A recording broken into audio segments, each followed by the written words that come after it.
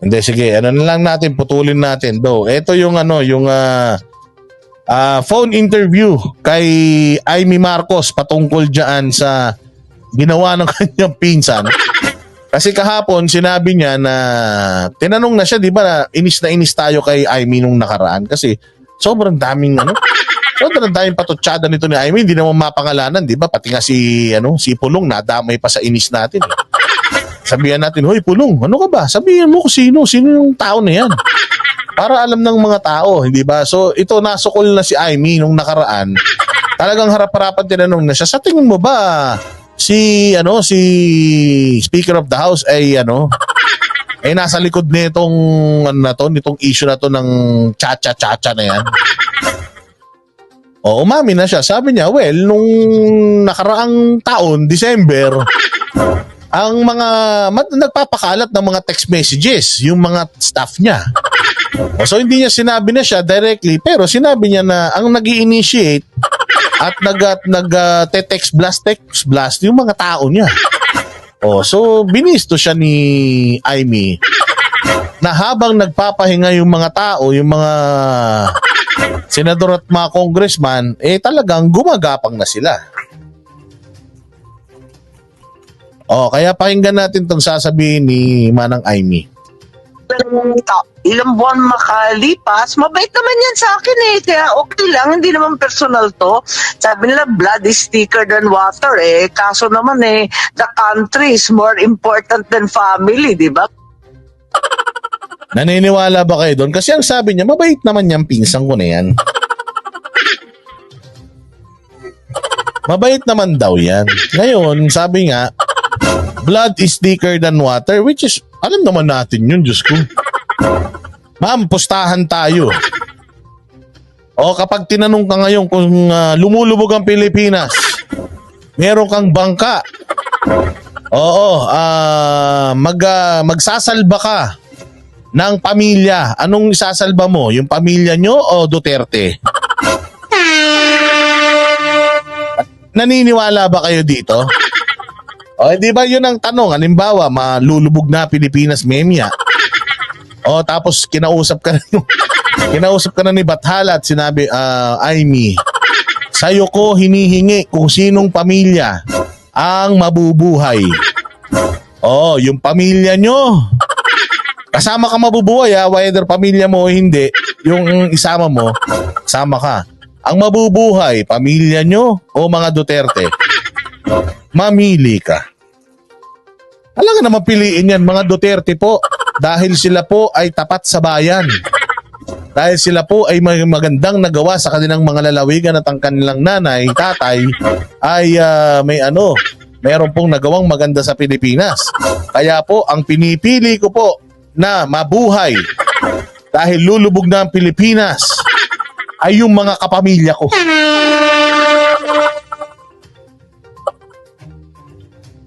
Di ba? Imposible. Yung sinasabi mong blood is thicker than water, but mas matimbang mas matimbang daw yung kapakanan ng bayan. Sus! Yung huling nagsabi niyan, binaril sa luneta.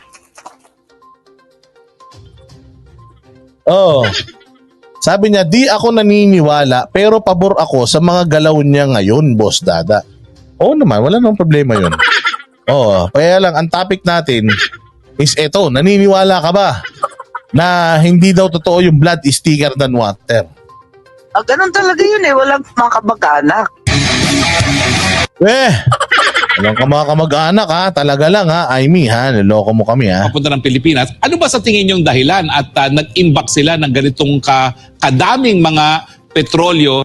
Nako, balita po ito Senator Amy na hindi pala natuloy yung oil tanker na dala-dala ito Sa lang, pati tinaok ng kanilang manok, naririnig namin, pati yung pagpasok ng mga huling mga text at yung mga huling utos sa iba't ibang distrito nang galing na sa opisina ni Speaker Martin. Nagtataka ako, may mga utos na kailangan isubmit na kahapon kasi deadline nga nila kahapon, yung January 12.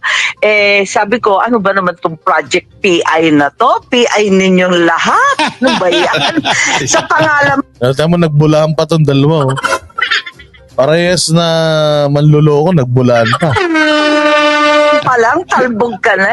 Pag-iisipan pa naman yan. Walang katuturan. Ako, pangalan pa ng PI ng PI. Bastos talaga. Well, ma'am, ano ba, nung lumalaki kayo, talaga bang napansin nyo na may pagnanasa na maging presidente ang inyong insan? Aray. May mga tanong, Harry Roque. May tanong mo pang ano yan. Noong mga bata kami, naglalaro kami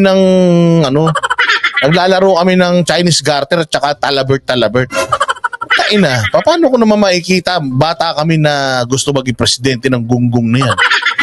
Kahit naman siguro si Bongbong Hindi mo naman makakitaan yan na gusto maging presidente niyan at a very young age.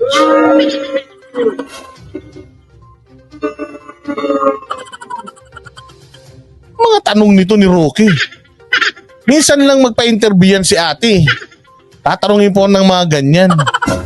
Nung mga bata kayo, nakita mo na ba ito gustong tumakbo ng presidente? Hindi, naglalaro kami ng Lalaro kami ng Barbie. Paano makikita ang gustong Labo? Ay ko, hindi naman kasi okay naman si Martin, ang barkada ko yung eldest brother niya, pero si Martin okay naman hindi ko maintindihan sinong kumukwertas dyan at bakit naging ganyan kasi parang pabanjing-banjing lang naman si Martin. Para rin palang kapatid mo. Akala niya kasi pagpabanjing-banjing, pwede ka maging presidente. Nangyari noong 2022, pabanjing-banjing, walang diba-debate, walang plataforma, ayun, naging presidente. Pero mukhang tangi naman kasi yung tanong nito ni...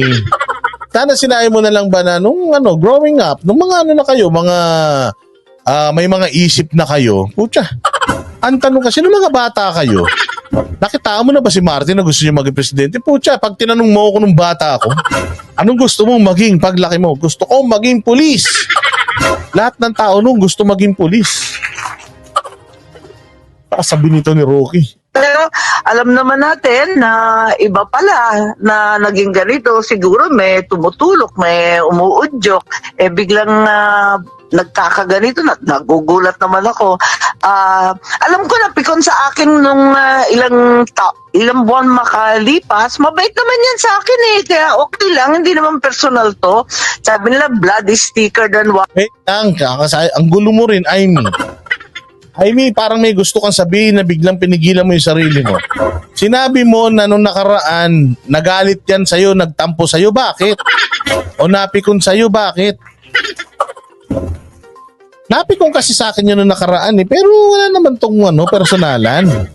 Oo, blood is thicker than water. Ang layo. Sabihin mo muna, anong kinapikon niya sa'yo? Anong kinapikon niya sa'yo nung nakaraan na ipinangangalanda ka mo sa buong Pilipinas na yang iyong pinsan ay wala nung sa Yolanda? Yun lang naman yung nakaraang conflict nyo 'Di ba? Yung sinasabi niya, ginagamit niya yung Yolanda. May mga nagsisirculate pa ng mga picture niya. Tapos sinabi mo na wala naman siya doon.